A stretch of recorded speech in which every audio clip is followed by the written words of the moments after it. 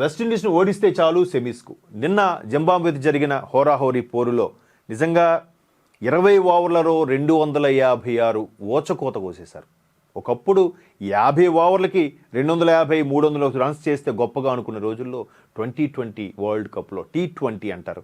So ఈ 2020 world కప్లో 20 ఓవర్లలో 256 అంటే కేవలం 120 బాళ్ళకి రెట్టింపు సంఖ్యలు అంటే 12 రన్ రేట్తో చితగొట్టేశారు. శర్మ, వర్మ ఓచకోత కోసేశారు. స్టార్టింగ్ అభిషేక్ శర్మ కానీ, తర్వాత లాస్ట్లో వచ్చిన తిలక్ వర్మ కానీ, తర్వాత హార్దిక్ పాండ్యా కూడా భయంకరం ఇన్నింగ్స్, లాస్ట్ బాల్ 6తో ఒక్కసారి 50 రన్స్ కూడా చేయడం జరిగింది. తర్వాత ఇది ఘన విజయం సాధించడం వల్ల మ్యాక్సిమం వెస్టిండీస్ను ఓడిస్తే చాలు, నెక్స్ట్ మ్యాచ్ ఓడిస్తే సెమీస్కి వెళ్ళిపోతుంది, సెమీఫైనల్కి వెళ్ళిపోతుంది డైరెక్ట్గా భారత్. ఇంతకుముందు ఏంటంటే వెస్టిండీస్ని గెలవాలి, జింబాబ్వేని గెలవాలి, దానికి తోడు అత్యధిక రన్ రేటుతో గెలవాలి అనే రకరకాల అపోహలు. అటువైపు మరోవైపు జింబాబ్వే వెస్టిండీస్ సంబంధించి మ్యాచ్లో కూడా ఓడిపోతే వెస్టిండీస్ గెలిస్తే ఇలా పరిస్థితి, జింబాబ్వే ఓడిపోతే ఇది పరిస్థితి అని కూడా ఉంది. వెస్టిండీస్ ఎలాగా ఓడిపోయింది కాబట్టి సెమీస్లో వెస్టిండీస్ని ఓడిస్తే చాలు, సెమీస్కి వెళ్ళిపోయే పరిస్థితి ఉంది. సో ఏదైతే భారత్ అభిషేక్ ఈ మధ్యకాలంలో ఫెయిల్ అవుతూ వచ్చారో, నిన్న మ్యాచ్లో అద్భుతంగా రాణించడం వల్ల ఒక్కసారిగా భారీ రన్ రేట్తో భారత్ విజయం సాధించింది.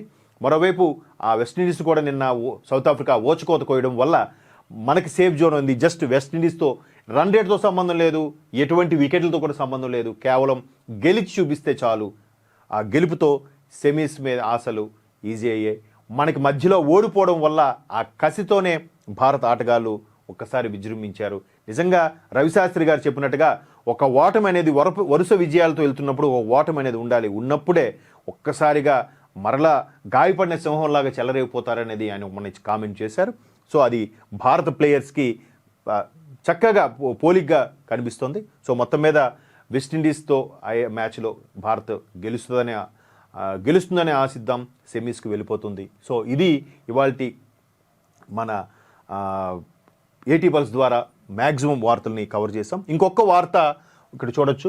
అధికారంలోకి వస్తే రక్తంతో హోలీ అంటే ఇక్కడ ఒక పత్రిక ఎవరి గురించి ఇచ్చిందో మీకు ఈ పాటికి అర్థమై ఉంటుంది.